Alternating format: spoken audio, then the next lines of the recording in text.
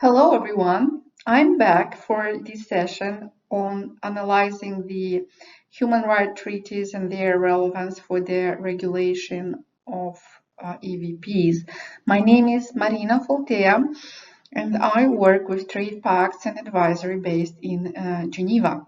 I wanted to start this presentation by singling out certain regulatory measures which are found to be highly impactful and disruptive on both the business but also the consumer, as they either completely deny the access or they deny the affordability of these products, having the same outcome in the end. We are talking about here complete bans, direct or indirect sales bans, and very high excise levels. The outcome of such approaches is that there is no incentives for the smokers to switch to comparatively reduced risk EVPs. And this is likely to have a big impact on disadvantaged groups, as we know. The second part, or the second outcome, is that it does not consider the potential of EVPs to deliver in the efforts to control the health consequences of smoking. Thus, this raises a question: is this approach compatible with pre-existing systems? And in this case, it raises the question, or in this presentation, we are going to discuss if such approaches are compatible with the right to health. Before that, a few words need to be mentioned about the character of international human rights obligations. This is a supranational set of standards that guides national legislators towards the attainment of common objectives. It sets duties upon states, and individuals, on the other hand, get rights to claims. In sum, states undertake to respect, protect, and fulfill human rights. There is some space, of course, to consider circumstances of each state, the specific circumstances, but national laws must not depart from the substance of such obligations. Flexibility of such kind should not be, therefore, equated to an exemption from compliance with international human rights obligations. Let's have a closer look at the right to health itself. It is part of international law, which signifies that it is of high importance to most nations. It entails responsibility that must be undertaken by all states, which is actually the case if we look at the membership or the signatory of different conventions and declarations on this topic. We find the right to health in the Universal Declaration of Human Rights, in the International Convention on the Elimination of All Forms of Racial Discrimination, and in the International Covenant on Civil and Political Rights, which we can call Civil Covenant, and another important covenant on economic, social, and cultural rights, the Economic Covenant. We find the right to health specifically stated in all these treaties.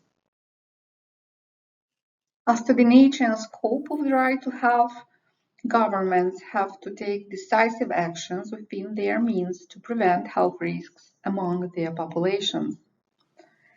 Moreover, and importantly for this discussion, is that they have to empower individuals and communities to protect their health. But how would we actually realize the right to health in the context of EVPs?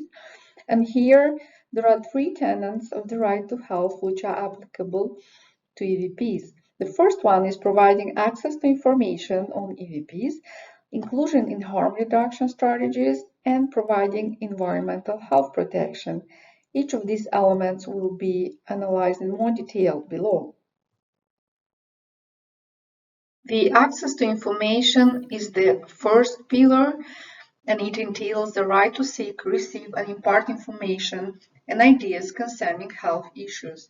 This is stated in both covenants. More specifically, this would entail refraining and preventing misinformation, even mixed messages on, for example, the harm of EVPs. The second part is refraining from claiming equal harm across nicotine-containing products. Thereby, the states would support the access to information. In addition to that, they have to facilitate conditions enabling individuals to protect their health by abandoning unhealthy practices. This comes in support of the access to information, and it's stated in the World Health Organization's Constitution and Ottawa Charter. The second element would be the inclusion of EVPs in the harm reduction strategies. The topic of the harm reduction in relation to EVPs has been widely discussed, and it has relevance and importance in the context of the right to health. So the governments not only have to ensure access to health facilities, but they, in this context, will have to reduce and eliminate harms associated with smoking tobacco. It is claimed here, therefore, that the harm reduction should be extended to the use of EVPs along NRTs. There may be a breach actually of the right to health if EVP's access is completely denied without exceptions. That would be the case when there is a total ban on the sales of these products. But even in the cases where there is high taxation, as high taxation will make the product unaffordable. And the third and final element entailed as an obligation under the right to health is providing environmental health protection. This obligation of the states arises from their commitment to improve all aspects of environmental industrial hygiene. In relation to tobacco smoking, this translates into the government's commitment to discourage use of tobacco and other harmful substances. As we know, EVPs contain low environmental toxic substances, hence the secondhand smoking impact is going to be lower.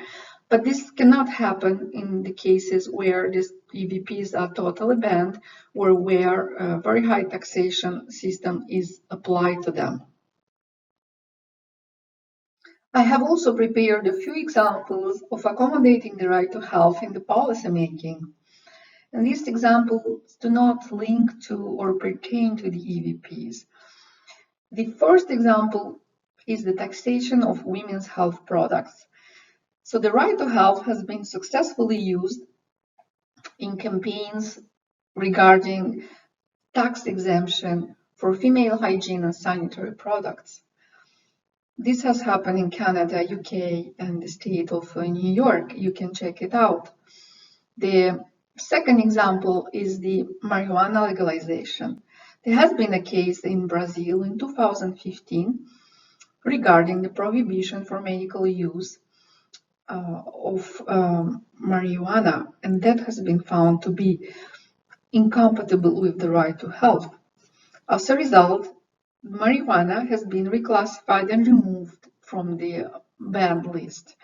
In addition to that, the UN Special Rapporteur on Human Rights refers to decriminalization and legal regulation of drugs, within which the right to health must remain central. In conclusion, I have a few points to share regarding designing of health-oriented EVP policies based on the analysis of the human rights obligations found in the international human rights treaties.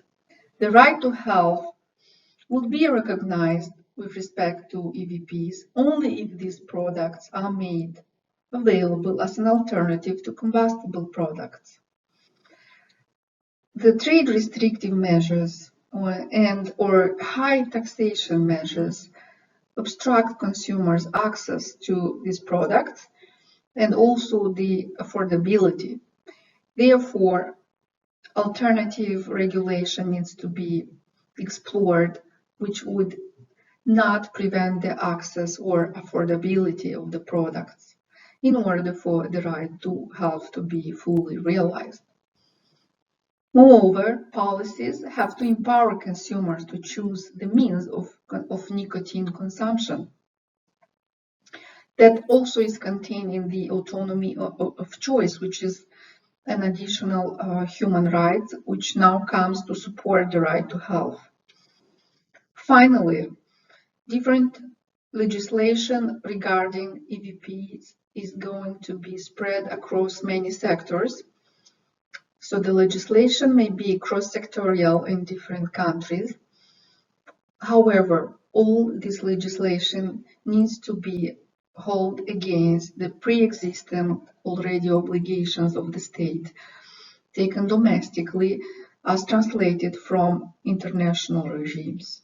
That is the case for the international human rights treaties, as it is the case for WTO law, investment law, or other applicable regimes. That said, I wanted to thank you very much for your attention. Please feel free to address any question you may have in relation to this presentation or other regulatory measures. And I really hope to see you soon next year. Goodbye.